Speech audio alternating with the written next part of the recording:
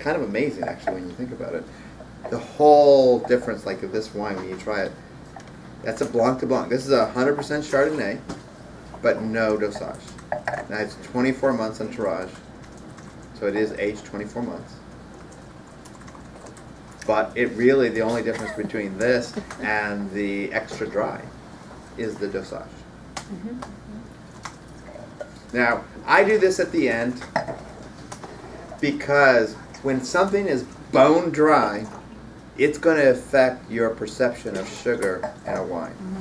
And if you did it at the beginning, it's going to make everything else taste sweeter. Now, people will argue with me because they think it's also what folks would call a great palate cleanser. So it can get your mouth ready. I actually prefer it at the end because people are going to go and taste other still wines, and it actually does a nice thing for them. It actually takes their palate, turns it into neutral basically, and it gets their mouth ready for something else. It makes, this wine is the perfect aperitif wine. It's a wine that's very popular among younger people, not so much among folks who love champagne. So it is a love-hate wine. Why do you think that is, David? That's because folks are expecting champagne. They want that kind of brioche, that doughy quality, some of that almond character, and the sugar, the dosage addition with the regular wine brings out that character more. That's all I can. That's all. It's more of a guess. But you know, Laurent. I've asked Laurent. He doesn't talk about it very much. But in my own perception, having had wines for 25 years, I just think there's palates get used to a certain character, and it doesn't taste like champagne. You know, it's a very stylized wine for a particular palate. But I would encourage y'all, those of you who still have it, I've sold sake before, or actually enjoy sake. I haven't sold sake for 20 years, but I enjoy sake. I get some characters of certain sakes actually in the nose. Do you think Kirk is sake again? Yeah, no, you do. And The extra dry sake. it's a spectacular wine for two different things. It's I think when you don't want the character of the wine to interfere in any way.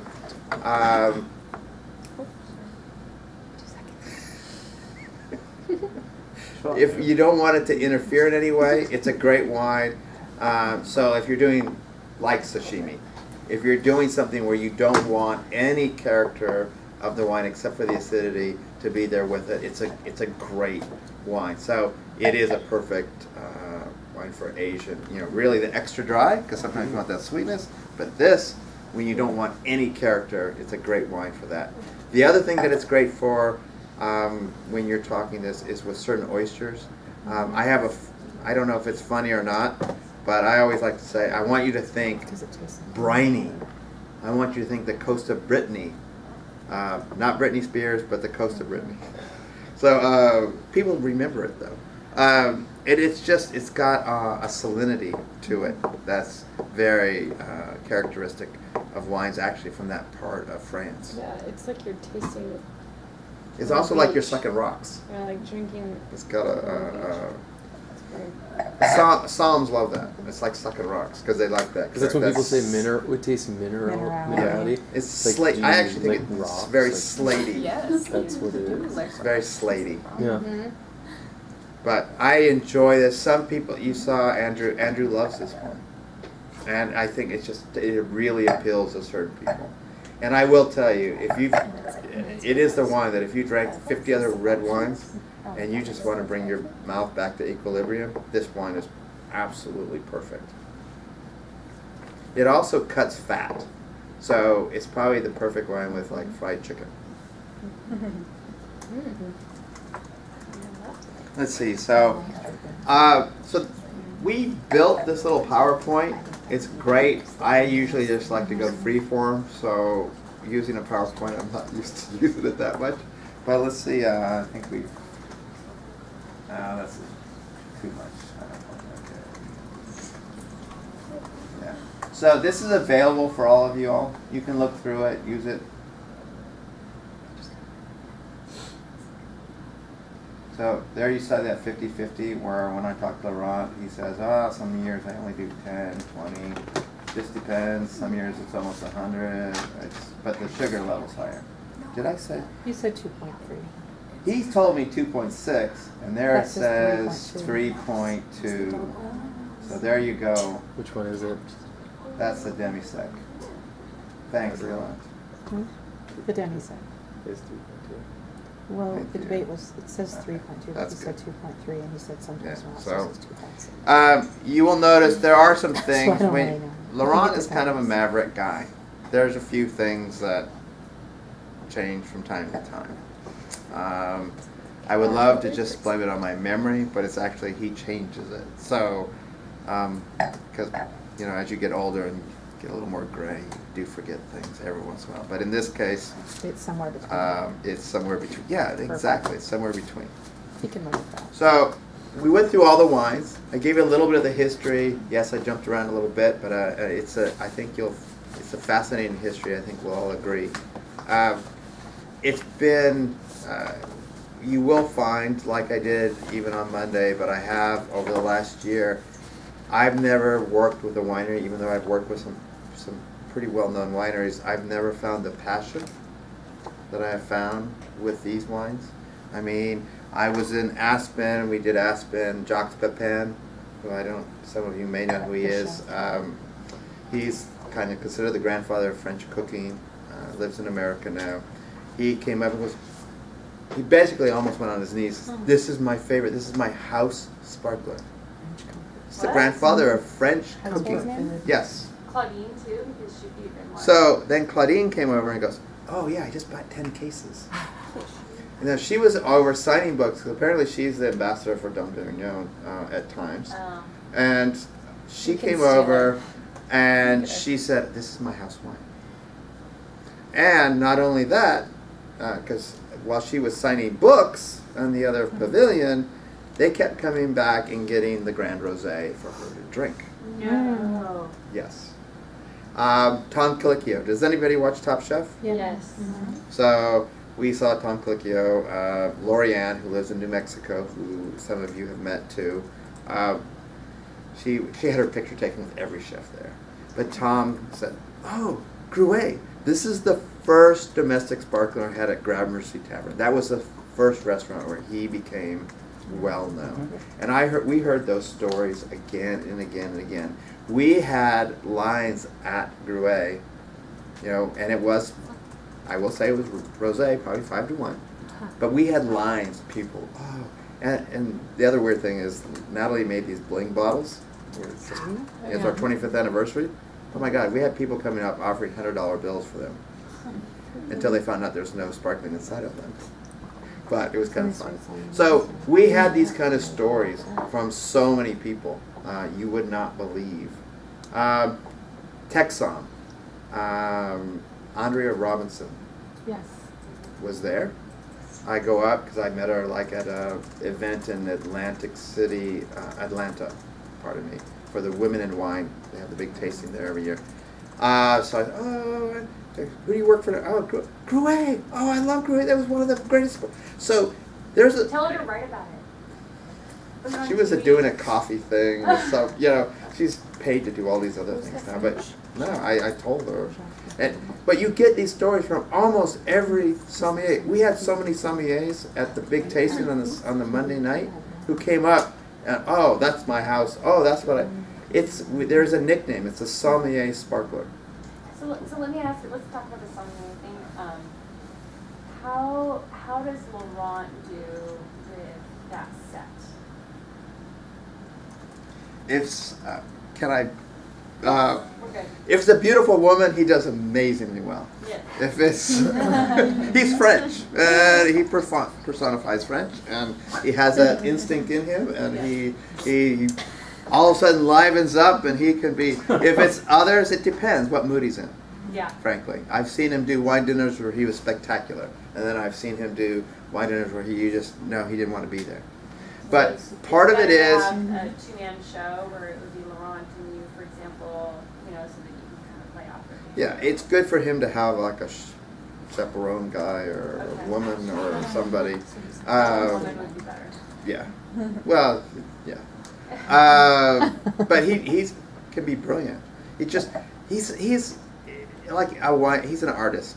He really is, because nobody gets out of sparkling what he can get. Yeah. But he'll go in. He'll just wake up 1 o'clock in the morning and go in. He does it all the time. He's probably been there 15, 16 hours a day for the last month. I'm serious. He's there because it's harvest. But even other than that, because I didn't talk about this, I can keep talking forever. But one of the things you find that's different at our winery compared to a lot of still wineries, there's always something going on. Always something going on. So in a still wine, you do your stuff, and there's some quiet time, right? It's never quiet, because when you're on a progression of when you're doing tirage for 2, 3, 5 years, things age at different. You're labeling, you're bottling, you're disgorging. There's not one morning that you walk into the winery that you don't hear something. It's always active, and there's an energy there that's pretty spectacular. Now, we've gone through everything. I'm sure I skipped a couple things, but I did want to let you all know there is an active process when you go into the field with sparkling. And some folks will be doing that here, some folks won't, but you should all know, because it really makes a difference. If you put a bottle of Gruet in the fridge